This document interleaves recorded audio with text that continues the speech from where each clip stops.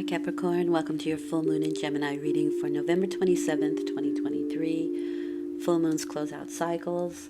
The direction this reading is going in is the number 7, events and deception. So hopefully you're not the one deceiving, but there may be some things going on behind the scenes that you're unaware of. And again, this can be people who have negative intentions or are speaking about you, or there's just something in the behind the scenes that you are maybe unaware of and that you can maybe close out during these next 2 weeks. Finish it up. 7 is something unexpected or shocking or out of the norm. And it can be an event that's happening. Your focus is the Chariot, which is really nice. Success, triumph, focus, drive, travel, advancement. It is, for me, definitely a triumphant card. And it's also the card of self-confidence. We know the direction we're going. We are in alignment. And so we know the direction we're heading in, and it's full steam ahead. It's really nice. It is associated with Cancer, and Cancer is a cardinal sign. They expect the best from themselves and from others, and if they don't get it, they usually move on. So that's the Chariot. Okay, so I'm going to lay out all the cards. First of all, the first column is the column of where you find yourself at the full moon, or maybe it's something that you yourself are closing out, right? You're finishing up a cycle. The center is how you are dealing with the situation, your influence, your energy, your point of view, and what you actually physically do. And then you have the potential outcome of the situation that you find yourself in at the beginning of the full moon. All right, let's have a look here. Okay, so you can be dealing with a Queen of Pentacles. This is somebody square in features. This is my Aquarius card, but their features can be quite square, so you may want to look at their chin or their forehead. They may have a square jaw, and their hands. You might want to look at their hands to find the squareness there. They are people who look for stability in life. Whether that's stable finances or stable health, it is the things of the earth, right? The tangible things, the stuff you can touch. And so she wants stability. She wants to shore up her environment, make sure that she has plenty for the winter, for the coming hardships or whatever. She just wants to make sure that she is stable and has plenty. However, things are in a state of flux with the Temperance card, right? They are not settled. There is no stability here. We're moving things back and forth. But we are refining situations, okay, with the Temperance card. It is asking you to be moderate. It is asking you to be patient and to allow this state of flux in order to find the stability that you're seeking. If you are this Queen of Pentacles, can be somebody else that you're dealing with. But you do have the pair here, right? So it can be partnerships or relationships here. And it does seem that way with both of these cards here. But things aren't settled 100%. Now, this kind of feels like a romantic reading, to be honest with you. And I'm not quick to do that. And so for some of you, maybe a good majority of you, this can be romantic. For others, this can be about other partnerships. But it can also be family members, because I have that 6 of Cups there. So we'll get there in a minute. Let's find out what's going on with this. This Queen of Pentacles, though, is in a state of flux. She hasn't quite made up her mind yet, and maybe she's waiting for things to be refined a little bit more. Yeah, okay. Maybe we're moving between a couple of people here with that Queen of Swords as well. Now, this is my Virgo card. They don't have to be Virgo, but this is the personality of this Queen of Swords. This is going to be somebody who has more sharp features. So high cheekbones, a pointy chin, a pointy nose. They often are very refined people.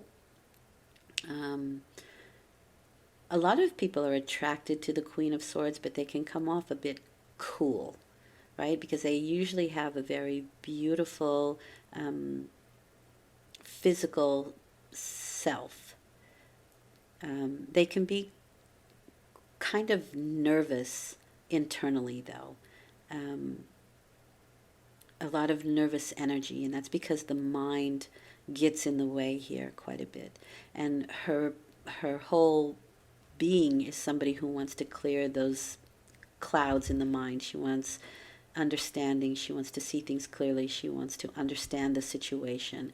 And so she does what it takes to clear the mind. And if anything or anyone brings up some kind of cloudy information, she'll cut them off or she'll try to understand it. But she can do it quite harshly. But they are people with great discernment, and they're great at the small details and bringing understanding to a situation. But it comes because of the clouds around her. It comes because of these questions that she has or something that isn't right around her. And this is a fighting sword, right? This is the sword that cuts. So it can cut through bullshit. It can cut through people who are trying to take advantage or that sort of thing. So she's got a sharp mind, and she can use that sharpness. The Queen of Pentacles is somebody who often gets what they want. They can also be quite physically attractive as well. But again, they have something where they have the ability to get what they want. But they take very practical steps to do it, right? They will say, I want a particular type of lettuce, so I will grow it myself. That's that kind of energy, right? Very practical steps. But on a negative thing, they can be quite arrogant. And sometimes a little bit greedy, right? I want. There's a greedy energy to it when they're negatively aspected. Okay, when they're in their lower self. All right, and so you and how you're dealing with it, it feels to me like you've had some experience with both types of people. The Nine of Wands is the accumulation of this passionate cycle that you've been going through.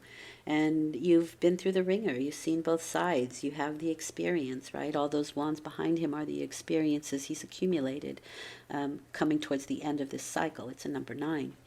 And he has the wounds to prove it, right? He's been through the war. He's got the scars to prove it.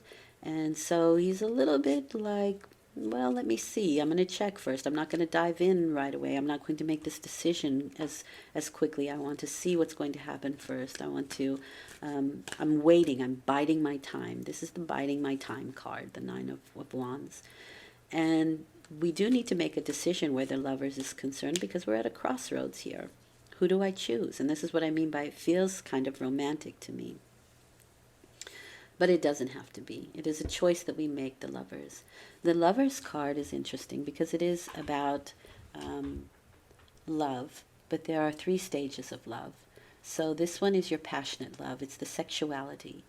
The female is what we would consider romantic love, or your love for your children, love for your house, love for property, love for the trees, that kind of thing. And the angel is compassion, the highest love, okay? But it is a crossroads, and we are needing to make a decision here, but we are biding our time doing that. We're not 100% sure what's going to happen here, what we're going to do. But we are taking stock because we've got the experience behind us to do that. But there is confusion, Yeah, for sure. What do I choose? I don't know. I have many choices in front of me. Do I pick somebody that's beautiful? Do I choose them because they have wealth, because they have a claim, because they are wise, because they are witty, or, they have the perfect house, the perfect property, or something higher, something loftier.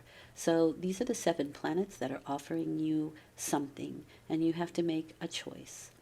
And this card often says, what does the heart want? Think about what the heart wants.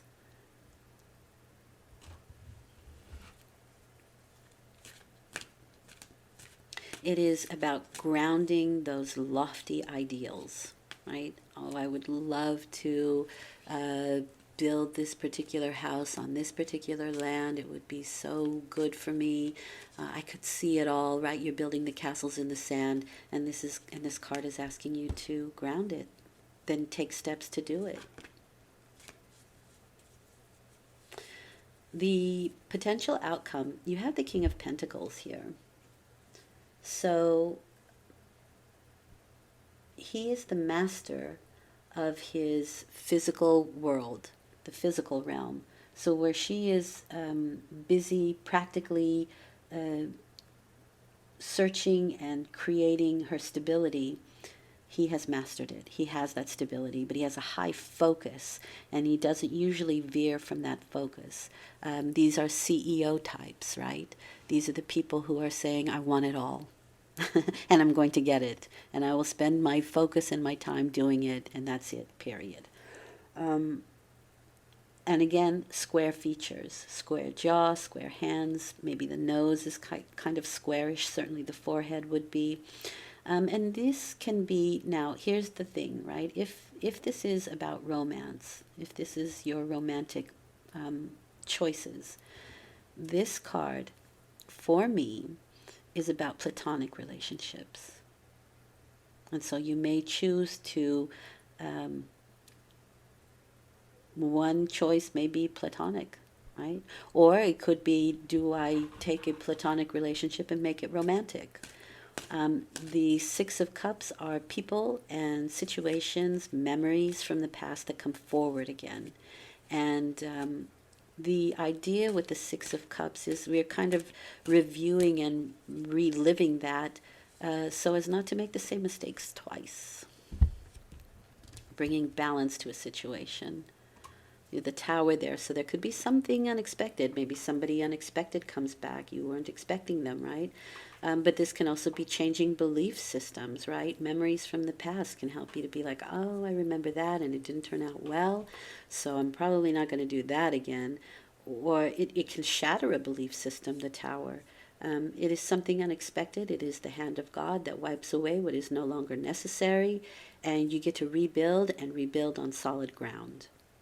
It can come as a shock, right? But it frees us from something that maybe we were unable to release and let go of on our own.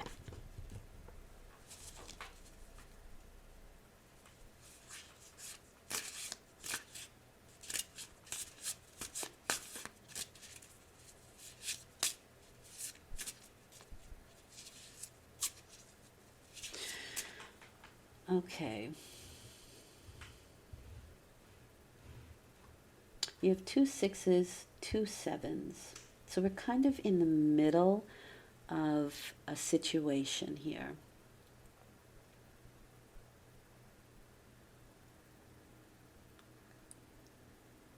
Actually, I would say you even have 3 7s because 1, 2, 3, when you add up 16, it's 7. 14 is 5, only 1, 5.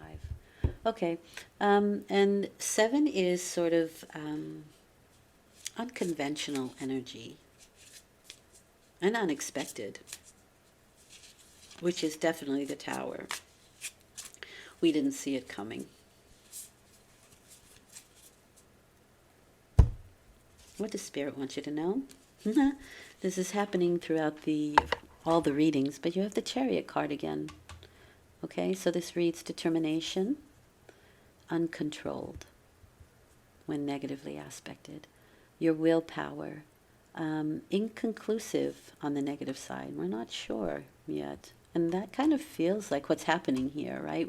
We have a choice, but what choice do we make? We're not quite sure. It's almost like we have to revisit the past again to remember what didn't go right.